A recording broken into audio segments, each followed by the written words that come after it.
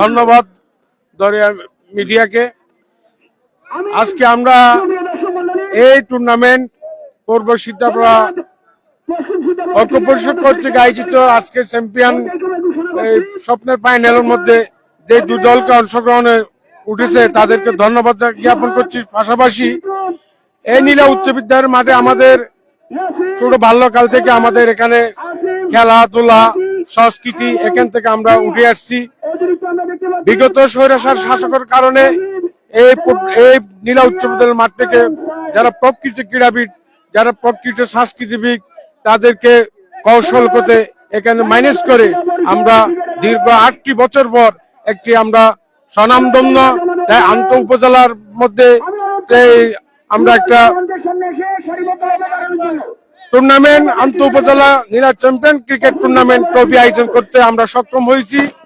আমরা ইতিমধ্যে আমরা এই ফাইনাল খেলা শেষ দিয়ে আমাদের অনুষ্ঠান সমাপ্ত করব।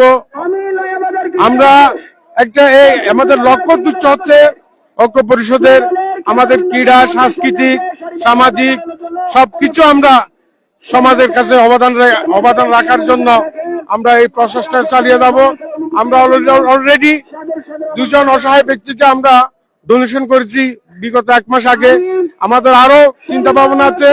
এই টুর্নামেন্ট আজকে এখানে আমরা এই ক্রিকেট দিয়ে সমাপ্ত করব ইনশাআল্লাহ। অতি শীঘ্রই আপনাদের মিডিয়ার মাধ্যমে, সোশ্যাল মিডিয়ার মাধ্যমে, ফেসবুকের মাধ্যমে অল্প 2-1 দিনের মধ্যে আমরা ঐক্য পরিষদের পক্ষ হয়ে এই প্রিমিয়ার লিগ ফুটবল একটা আমরা অলরেডি একটা কর্মসূচি হাতে নিয়েছি। আমরা মিডিয়ার মধ্যে আমরা জানিয়ে দেব।